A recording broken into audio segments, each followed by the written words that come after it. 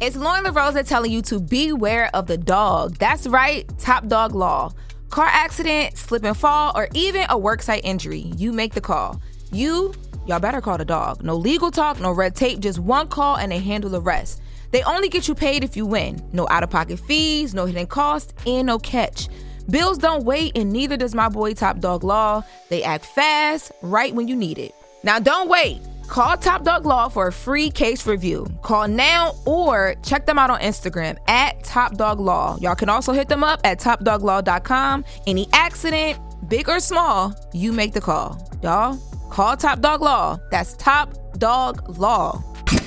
LL Cool, babe. Loren LoRosa. Good morning. Okay, so yesterday, Fetty Wap was seen for the first time because he was released after serving 3 years of a 6-year sentence. And I received the first statement that he sent out to the media. So he says, I want to thank my family, friends, and fans for the love, prayers, and continued support. It truly means everything to me right now. My focus is on giving back to my community initiatives and my foundation, supporting at-risk youth children by expanding access to education, early tech schools, and vision care for young kids and students so they can show up as their best selves. I'm committed to moving forward with purpose and making a meaningful impact where it matters most. Dope. Yeah, and he looks good too. He does. I also saw a video of him at his label, and they were like excited for him to be there as well too. Yeah, I thought it was the Jennifer Hudson show. You know, the long they had the tunnel. Yeah. I was like, damn, they had a tunnel for him. First day out, Jennifer Hudson show. Right. I forgot what he was even in prison for. So he was in prison for his role in a alleged, like, I guess I don't have to say alleged because he was convicted trafficking cocaine, it was heroin, a drug, fentanyl, crack, drug ring. Mm-hmm. Yeah, so when he was busted way back when, it was some years ago, he was locked up with over 500 grams or more of cocaine and thousands of dollars in cash.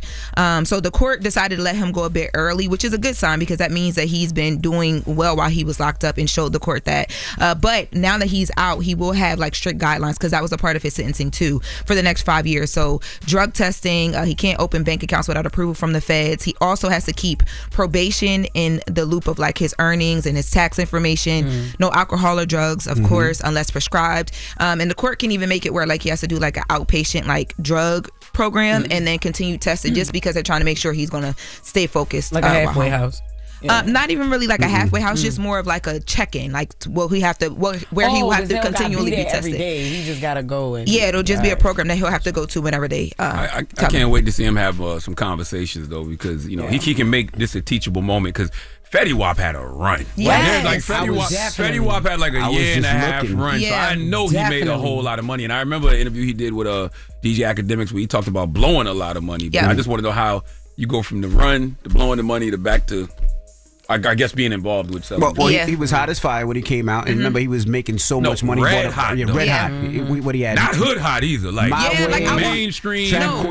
Even today, you walk into like some stores. Like I remember I walked in like a Target, and one of his songs was playing as like the commercial. Still, absolutely. Like even then it's still. But I know at the time when he was going through everything, that was what one of the judges had said to him. Like, you had this great opportunity, and you didn't. Obviously, you sitting here in front of me. So definitely, this was a teachable time in his life. So those conversations will be ones to listen to. Okay. Now, as we move on, Diddy is still asking Trump for pardon. So Trump sat down with the New York Times with several different reporters from the New York Times. They did a wide-ranging interview about a bunch of different stuff.